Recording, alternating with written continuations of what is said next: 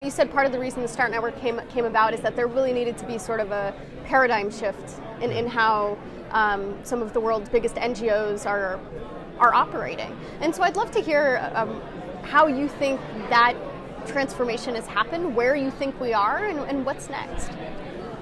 So I think that there's widespread acceptance that the humanitarian aid system has evolved naturally, like many economic sectors around the world, comes from a 20th century industrial model and needs to change. And so there's widespread acceptance of that. I think that the START Network members also want to create a more decentralized system with more capacity and direct funding to national level organizations, and perhaps a different role for international organizations where they support the local level rather than intervening directly.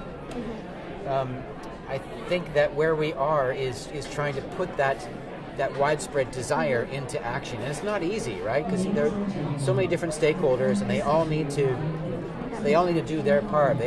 We need concessions and changes in all the different parts of the system in order to achieve this system change. Yeah, insurance is something that isn't discussed that often in the development community, but it's something you're working on. So I'd be curious to hear sort of your thoughts on how the insurance industry can better be a partner of development, how we can figure out how insurance can be leveraged to do development and humanitarian response better.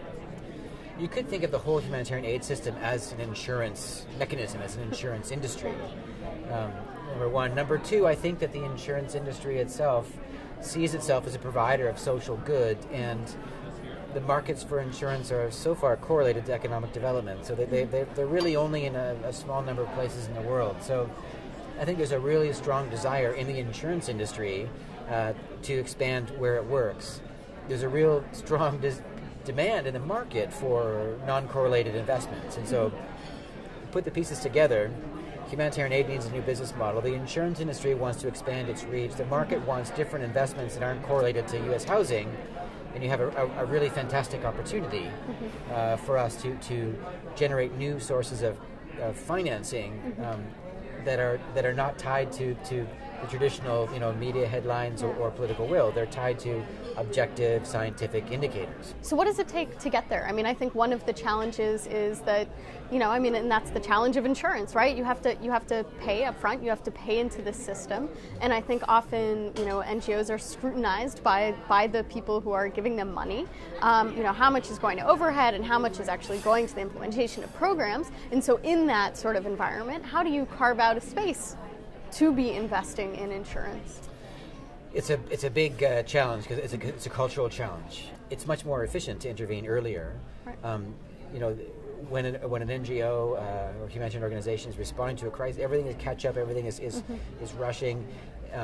It's quite, to find staff or money or get it's much more efficient to do things earlier. However, we don't think about how NGOs work in that way. We don't think about the costs of being reactive because that's the business model. It's like questioning water. You have to really look deeply at the economics of how NGOs operate to see the benefits that insurance funding can provide in some contexts, such as slow onset food crises, for example.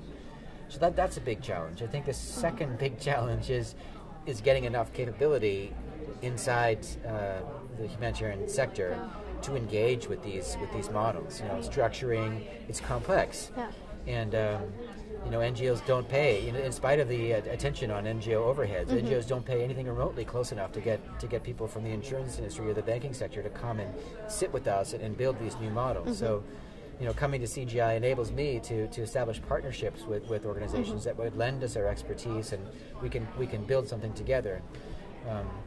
But a point about the overheads, I have to say, when I choose a Coke or a Pepsi, I don't ask how much the CEO makes, right? I choose it based on the results and I think that's also part of the culture change is we have to move the culture to the results that the organizations are achieving, and that's how we should be thinking about making our investments. It's about the results and the impact. Yeah.